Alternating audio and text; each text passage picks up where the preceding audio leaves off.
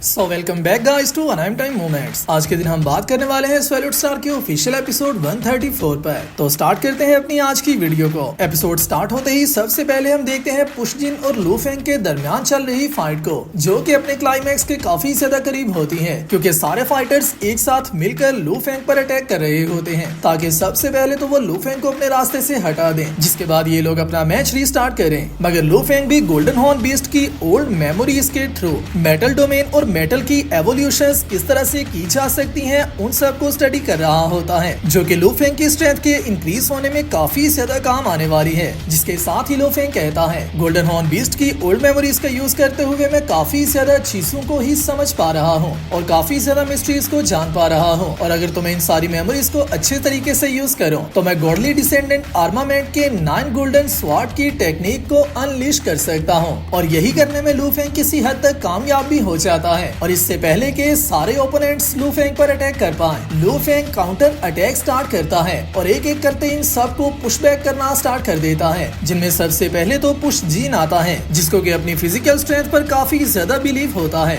तो लू फेंग अपनी 9 गोल्डन स्वॉर्ड्स को कंबाइन करते हुए सबसे पहले उसे पुश बैक ही करता है, और इससे पहले कि वो अपनी हालत को रिगेन कर पाए, लू फेंग बाकी के सारे ओपोनेंट्स को बीट करना स्टार्ट कर देता है और उन सब की हालत काफी ज्यादा बुरी बना देता है। जिस सब को देखते हुए दोबारा से पुश जिन लू फेंग पर अटैक करता है, मगर वो लू फेंग का कुछ भी नहीं बिगाड़ पाता, और लू फेंग एक ही अटैक का यूज करते हुए पुश जिन को भी नॉकआउट कर देता है। और पुश जिन को नॉकआउट करते ही लू फेंग की ये फाइट कंप्लीट होती है और लू फेंग इस मैच में सिलेक्ट हो जाता है। जिस सब को देखते हुए लू फेंग के टीममेट्स, उसके फैमिली मेंबर्स और जो लोग भी लू फेंग के लिए अच्छी विशेष रखते हैं, वो सब लोग ही बहुत ज्यादा मिस होते हैं। और इसी को देखते हुए मैंग्यू कहता है, स्टार ट्रेवलर लेवल पर होते हुए भी लू फेंग इल्यूजन स्वॉर्ड फॉर्म का यूज कर पा रहा है, ये अपने आप में ही काफी ज्यादा अमेजिंग बात है। और इसका मतलब ये भी बनता है कि लू फेंग ने मेटल ओरिजिन लॉ को समझना शुरू कर दिया है। मगर इसी सब को देखते हुए होंग को ये बात समझ आ जाती है कि लू फेंग और उसके दरमियान मौजूद गैप और भी ज्यादा इंक्रीज होता जा रहा है, क्योंकि जिन मैचेस में होंग को बहुत ही ज्यादा स्ट्रगल करना पड़ी थी और उसके बाद भी होंग उन मैचेस में पास नहीं हो पाया, लू फेंग बहुत ही ज्यादा आसानी से उन मैचेस में जीत जाता है। जिसके साथ ही होंग के सामने एंट्री होती है मार्शल जियांग तियानचेन की, जो कि आते ही होंग से कहता है, मैं तुम्हें एक सीनियर से मिलवाना चाहता हूँ। जिसके साथ होंग चल पड़ता है और जियांग तियान उसे लेकर सीधा मिस्टर लॉर्ड के पास चला जाता है। तो इस बंदे के अपीयरेंस को लेकर काफी ज्यादा लोग ही क्यूरियस होंगे, क्योंकि जब से ये कैरेक्टर अपीयर हुआ है इसे स्पेशल स्क्रीन टाइम भी मिल रहा है, और उसी के साथ साथ सेक्टर लेवल पर होने के बावजूद भी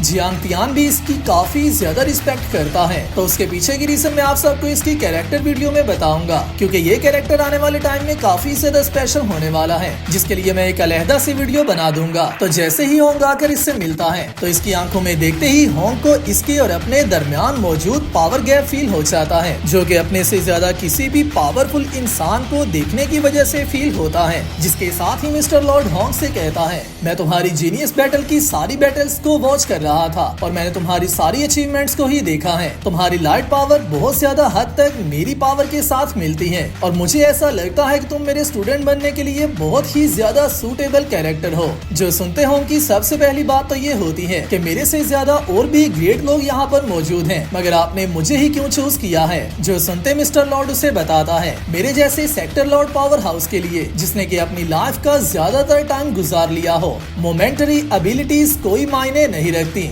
मैंने ऑलमोस्ट अपनी लाइफ में 1000 इराज गुजार लिए हुए हैं, और 1000 इराज का मतलब है मिलियंस ऑफ टाइम्स का लाइफ स्पैन। जिसके साथ मिस्टर लॉर्ड होंग को बताता है, मैंने यूनिवर्स का काफी ज्यादा हिस्सा घूमा हुआ है और काफी ज्यादा एंशिएंट सिविलाइजेशंस का राइज और फॉल देखा हुआ है। इवन के मैंने अपने होम टाउन को रेड जायंट स्टार के थ्रू स्वेलो होते हुए भी देखा हुआ है। जिस सब का नतीजा एक ही है कि हर चीज को एक टाइम पर आकर खत्म होना है। मगर मुझे एक बात आज तक समझ नहीं आई कि टाइम के अगेंस्ट जो हमारी पावरलेसनेस है, उसका मुकाबला कैसे किया जा सकता है, क्योंकि हम टाइम का मुकाबला नहीं कर सकते और अपने आप को फना होने से नहीं बचा सकते। और अभी के लिए मुझे फाइनली इस बात की समझ आ चुकी है कि मुझे अपनी सारी टीचिंग्स को किसी और को पास कर देना चाहिए, जो कि सबसे अच्छा कोर्स है। और मुझे अपनी जवानी का टाइम तुम्हारे अंदर नजर आता है। तुम किसी भी बात से डरते नहीं हो, तुम्हें मौत का डर नहीं है और तुम्हारे अंदर मुझे काफी ज्यादा स्ट्रॉन्ग सेंस देखने को मिली है।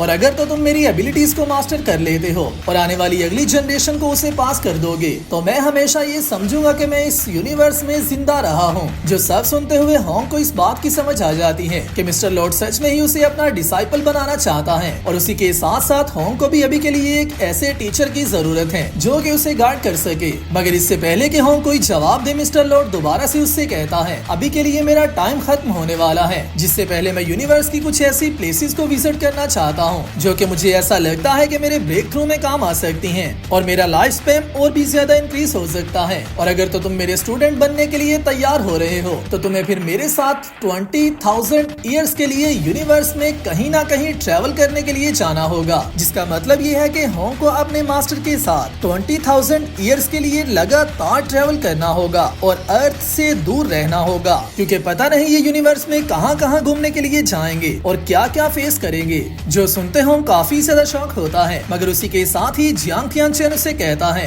यूनिवर्स के थ्रू में किया जाए तो 20,000 ईयर्स कोई भी मायने नहीं रखते, बल्कि ये बहुत ही छोटा सा टाइम है जो कि पलक झपकते ही गुजर जाना है। मगर मिस्टर लॉर्ड के साथ तुम्हारा ट्रेनिंग करना और अपना टाइम स्पेंड करना, ये तुम्हारे बहुत ही ज्यादा फायदे में आने वाला है, जिसके लिए तुम्हें अच्छे से सोचना होगा। जो सुनते हो फाइनली अपना आंसर करता है और उनसे कहता है, मैं आपकी इस ऑफर पर बहुत ही ज्यादा अमेज हूँ, मगर मेरा होम टाउन अभी के लिए एक थ्रेट के अंदर है और मेरे फ्रेंड्स उसे रेजिस्ट करने की बहुत ज्यादा कोशिश कर रहे हैं, जिसकी वजह से उनका बड़ा भाई होने के नाते मैं कभी भी दुम दबा कर नहीं भाग सकता। जो सुनते ही वन जियांग तियानचेन भी काफी शौक होता है, क्योंकि होंग जितना भी ज्यादा वेल टैलेंटेड क्यों ना हो, एक सेक्टर लॉर्ड का स्टूडेंट बनने से इनकार करना अपने आप में ही बहुत ही बड़ी गलती है। और इवन के यहाँ पर होंग मिस्टर लॉर्ड को एक बात भी बताता है जो कि बहुत ही ज्यादा अच्छी बात थी, और वो ये थी कि होंग मिस्टर लॉर्ड से कहता है, आप अपने टाइम को इसलिए जरूरी समझ रहे हो कि आपको अपने जिंदा रहते हुए टाइम के अंदर ही अपनी टीचिंग्स को मुझे देना है ताकि आपका नाम जिंदा रह सके। मगर मुझे अपने प्रीशियस टाइम को ही प्रोटेक्ट करना है, क्योंकि अभी का ये टाइम ही वो चीज है जिसके थ्रू मैं अर्थ को प्रोटेक्ट कर सकता हूँ। जो सुनते इवन मिस्टर लॉर्ड भी काफी अमेज होता है और वो होंग से कहता है कि मैं तुम्हारी इस चॉइस की रिस्पेक्ट करता हूँ और मेरे यहाँ से यूनिवर्स के ट्रेवल पर निकलने के लिए कुछ टाइम बाकी है, और अगर मेरे निकलने तक तो तुम अपने होम टाउन को प्रोटेक्ट कर चुके हुए, तो तब के वक्त मैं तुम्हें अपने साथ लेकर जाने के लिए तैयार हूँ और तब के वक्त तक का टाइम देता हूँ। मगर अगर ऐसा ना हो सका तो शायद से फिर हम कभी दोबारा नहीं मिलेंगे। जिसके साथ ही हमारा पार्ट 1 यहीं पर कंप्लीट होता है। वीडियो अच्छी लगी है, वीडियो को लाइक कर दो और नेक्स्ट आने वाली वीडियो के लिए चैनल को सब्सक्राइब लाजमी कर लेना। मैं मिलता हूँ आप सबसे नेक्स्ट वीडियो में, तब तक अपना और अपने प्यारों का ख्याल रखियो।